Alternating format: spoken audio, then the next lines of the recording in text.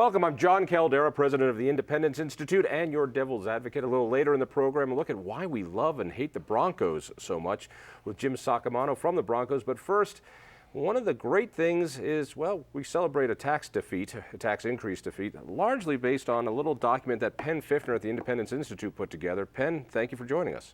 Thank you for having me. All right, this has been this citizens budget, which you have been leading for now 3 years or so.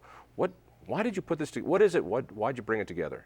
Citizens budget is a series of reforms to really address big issues within government. Altogether, we're suggesting better ways to do government that could reduce the overall cost by about $1 billion. And very much it's going to be something that people can use as a reference as well. So we just went through this massive tax increase proposal that people of Colorado didn't kill, but they massacred, bludgeoned, and stepped on the grave. And I kept hearing that we needed this money. We needed $1 billion of money to do these types of reforms. I kept looking at this and said, wait a second, why don't we do this instead? And you know, you're being very specific that this is the citizens budget for 2013. And we had a first edition that came out when the recession really grabbed hold and reduced the revenues that were coming into the state government. At that point, people were saying, well, we've got this crisis. And at that time, it was, oddly enough, $1 billion as well. So the citizens budget was the way to say that there is a different approach than just going out and raising taxes. So this new citizens budget for 2013 has fresh figures, and where we've had to repeat stuff, we've made it more concise. And we've also introduced some new sections. People want to get a hold of a copy of this, and this is a great resource to have. And I think elected officials don't like having this in their office because you can grab it and say, instead of raising taxes, or how about you do this instead? Where do they get it?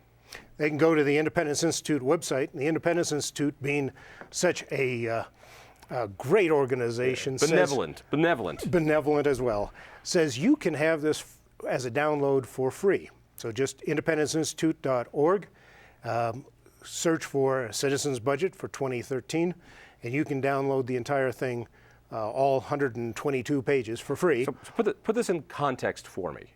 What the purpose of this, if you were going to say, we did this for what purpose? What is that? There are several different ways to use it. We hope that legislators will create an agenda with it. If they were to go through this piece by piece and say, that's a great idea, let's adopt it, you would have an entire agenda put forth in the General Assembly. So legislators can use it as they form new public policy.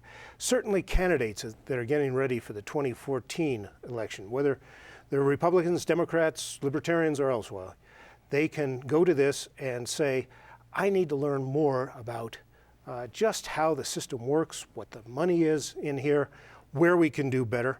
And citizens can use it, John, to get a better grasp on how their government works. All right, so this is a reference book. It is a reference book as well. You know, we started out just with the idea that we could put together layers of public policy on the different departments. But as we did that, we realized that you have to give context to the book so people can go there to find out just how big is the budget, or what is the process by which the legislature grapples with a budget to come out at the end of this. So it has sections in which people can just learn about the process, and then within each of the reform chapters, we have to give those context as well. And so there's often a good deal of reference material. Just how does PIRA or Medicaid fit into this? All right. It's all wonderful and ethereal. Bring it down to a level that I can understand. So all I know is they asked for $1 billion of new revenue in this last tax increase, and they said no. What could have they done instead? If they want more resources in government, or if they want to change things, give me a couple examples of what exactly. Give me something hard I can. Sure, and there's an important caveat here too, that we're doing this without assuming any huge crisis. We know that, for instance, the Federal Reserve is just cranking out money like crazy. And economist Herb Stein said, if something can't continue, it won't. So at some point that will have to end. It may push us into a new financial problem, crisis across the nation. But we don't assume that's happening. We know that the federal government is borrowing money well beyond its capacity to pay it back. That can't continue forever, and when it stops, there are going to be massive changes. We assume those are so far out in the future, years away, that you can do some smart things in the interim to get our budget under better control and do it better. So as an example, we put into priority the things that we want people to grapple with first.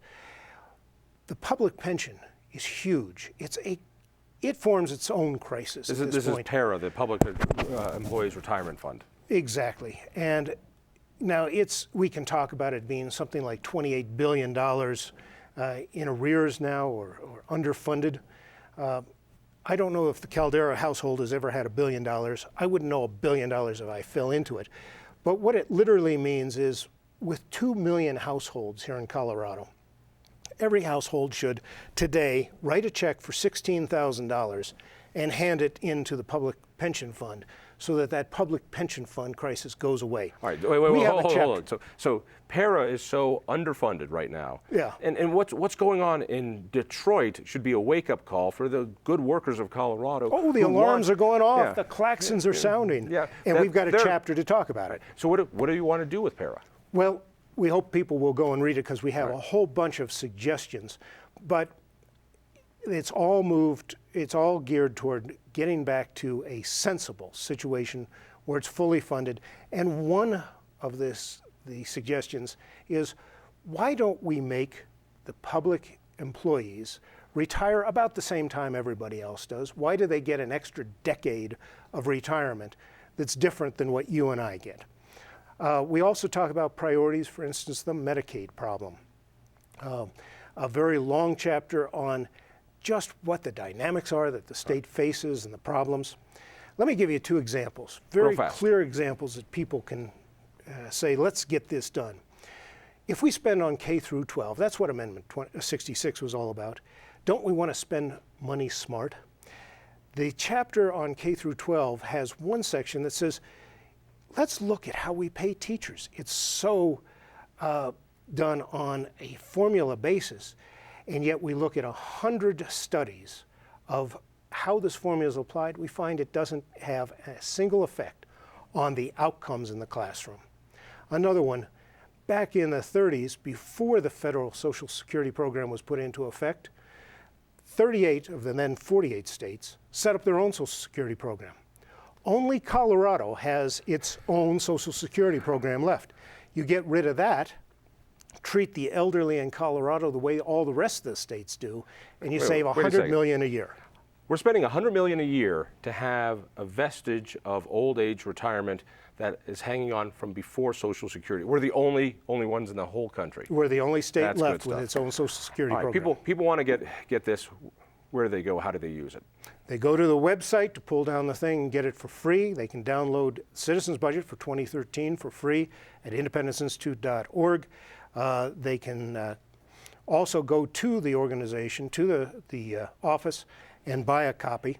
I want to make sure that before we go out, we've thanked the people who contributed to this. The major contributors were former State Treasurer Mark Hillman, Linda Gorman, also a senior fellow, Ben DeGrow at the Independence Institute, Rich Sokol wrote about the Bridge Enterprise Fund, and Barry Polson and Dennis Polhill have large sections in here about transportation and higher education. Penn, thank you. This is a worthwhile resource, and I mostly wrote it myself.